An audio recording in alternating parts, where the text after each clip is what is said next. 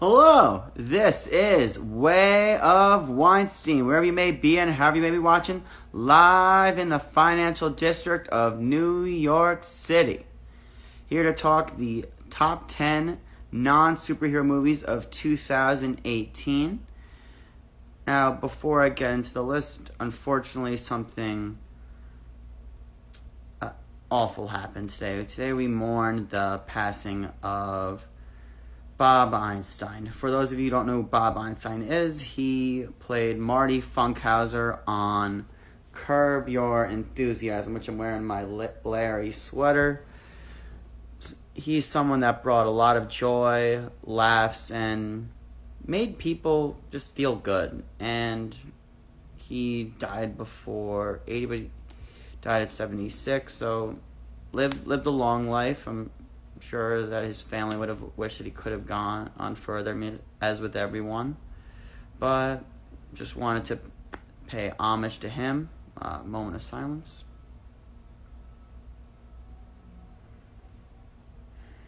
Okay, so to start the top 10 non-superhero movies of 2018, my opinion, these are all movies that I've seen. If you think a movie is not on the list, it's either because I didn't like it or I didn't see it. For example, A Quiet Place, because I don't mess with horror movies. I have the Knicks. That's enough horror in my life. Okay, number 10, A Simple Favor. Honestly, I wasn't expecting much from this movie, but I like Anna Kendrick. Blake Lively was great, and the guy from Crazy Rich Asians was in this as well, the main lead. And it kept shifting between genres, and Anna Kendrick and Blake Lively were fantastic in this movie, especially Anna Kendrick. So really enjoyed this movie. That's why it gets into the top 10. Number 9, Ralph Wrecks the Internet. Really liked the first one. The first one I saw because I got it as an add-on to some movie I got on iTunes. Really enjoyed it. Now with the second one, I loved how Vanellope was finding her own, and Ralph wasn't sure what to do and how to let her go. And just to let you know, so this list is going to include spoilers for all the movies I'm talking about. So overall, not as good as the original, but I still enjoyed it. Okay, number 8, Bohemian Rhapsody. So for this movie, the way that Rami Malek was completely transformed into Freddie Mercury is sensational. I don't think Freddie Mercury could have done a job playing Freddie Mercury. He was sensational. Now, with this movie, there was like all these songs, like, oh, that song, I know that song. That's a Queen song? Oh. So I feel like that's one of those groups where you don't know how many songs of them you know until you hear them. So it was a great movie. Really enjoyed the story. I thought the middle with the guy that kind of sabotaged him kind of lost me for a little bit. That's why it's not higher on the list. But overall, great acting performance by Remy. I would not be surprised at all if he won the Oscar for Best Actor, and that is why it makes the list. Okay, number 7, Mission Impossible Fallout. Okay, so the reason why this isn't a superhero movie, because I consider this and James Bond more action as opposed to traditional superhero movies and something like the Transformers franchise and Star Wars, which is a lot of things that aren't in today's world that you have to have suspended disbelief. Because Tom Cruise does all that stuff. Henry Cavill was a great addition. I really liked his character, showing that he can do other things other than Superman, since unfortunately he is not going to be Superman anymore. But yeah, Tom Cruise was fantastic. Simon Pegg, Ving Rhames, they keep doing it. It's another great Mission Impossible movie. Okay, number 6, Creed 2. Now, the first Creed, that was my favorite non-superhero movie of 2015. I absolutely love the Creed. I am not the biggest Rocky fan at all, to be honest. I've only seen the first one and the second one, even though I got them on Blu-ray on Black Friday. But this one was great. Really liked the development of Michael B. Jordan and Stallone. They have great chemistry. Tessa Thompson was great. And and the Drago story, that was great as well. Not a little bit predictable, but really really liked it. Okay, top 5 times. Okay, so now this I admit is a bit of a stretch because it is a Netflix movie, but I love the movie Set It Up. It is a romantic comedy on Netflix, so you can stream it anytime, where it's about these two assistants that are trying to set their bosses up, and the main lead, Zoe Deutsch, who plays his character Harper, who is this adorkable, yes, coined by Zoe Deschanel, the term adorkable, who is a huge sports fan, and yeah, does she get a lot of extra credit because she's wearing a ton of Yankees gear, and there's a scene at Yankee Stadium, and the movie really just pulls at your heartstrings and really gets you emotionally invested. I absolutely love this movie. I saw it 3 times, and that is why it is number 5. Okay, number 4, A Star is Born. Bradley Cooper and Lady Gaga were sensational.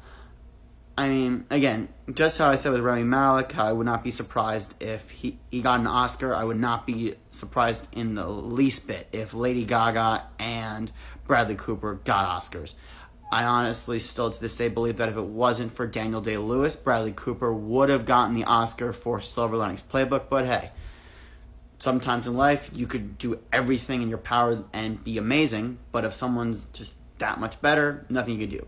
Maybe this is Bradley Cooper's year, and the songs were amazing, the story was great. I mean, did it have time, maybe a 5-minute pocket here that lost me a little bit, not really. I mean, it was Bradley Cooper's first movie that he directed, and he learned how to play the guitar. It was fantastic, and all the supporting cast, Sam Elliott, Dave Chappelle, Andrew Dice Clay. It was just a movie that you just feel that, wow, if he can do that, it kind of inspires to what can't you do. Okay, top 3 time. This movie I recently rewatched a couple days ago to see if it was worthy of a top 3 spot, and it is Black Klansman. I'll tell you, Denzel Washington's son, John David, brought it. He was fantastic. The way he manipulated his voice, the way that he interacted as a spy, I mean, really an undercover detective, infiltrating the Ku Klux Klan. Adam Driver playing a member of the tribe. He was great. I mean, the girl who played Liz in Spider-Man Homecoming, she played the love interest for John David Washington. And Topher Grace having the stones to play David Duke. I mean, I remember seeing him on Late Night with Seth Meyers saying how he got death threats because people associated him with David Duke, which he's an actor. It's a role. He's nowhere and nothing associated with the KKK. I thought it was a very unique film, and to be honest, I think this may be my favorite Spike Lee movie of all time. Okay, final 2 left. Number 2 is Crazy Rich Asians. This movie, I did not have that much expectations going into it, but I gotta say, this movie was funny, it was heartfelt, it was a movie that, regardless if you are Asian or, in my case, not, it was a movie that, for me, laughed, cried, cheered, and seeing how the woman that he's dating and wants to marry, how she schools the mother who's completely not down for her marrying her son, and then she schools him at Mahjong, and then when he comes back on the plane, proposes for the second time, but this time with the mother's green ring. Bang! I mean, that was just, oh my god, just such a great movie, and everyone was great. Awkwafina, Kim Jong, and they were great. Okay, and now my number 1 non-superhero movie of 2018. It's Green Book. Now, Green Book is a movie that my friend Zach Stern said he saw on Christmas, and he said he really liked it. I got A-list, 3 movies a week. Figured, why not? I gotta say, I haven't seen Viggo Mortensen in anything since Lord of the Rings, and Mahershala Ali, he was fantastic, and their chemistry together was off the charts. And the fact that it's based off a true story, and how they took something as heavy as a black performer going on a tour in the South when, let's just say, things weren't right, and it just wasn't the way that things are now. I'll just leave it at that. And the amount of times that those two are able to laugh and with their families and make me laugh, it was a movie that was just fantastic, and I really enjoyed it, and I would highly recommend you seeing if you haven't seen it yet. So that is my top 10 list. To recap: number 10, A Simple Favor. Number 9, Ralph Breaks the Internet. Number 8, Bohemian Rhapsody. Number 7, Mission Impossible Fallout. Number 6, Creed 2. Number 5, Set It Up, Netflix. Number 4, Star is Born. Number 3, Black Klansman. Number 2, Crazy Rich Asians. And number 1, Green Book. That is my top 10 non-superhero movies of 2018.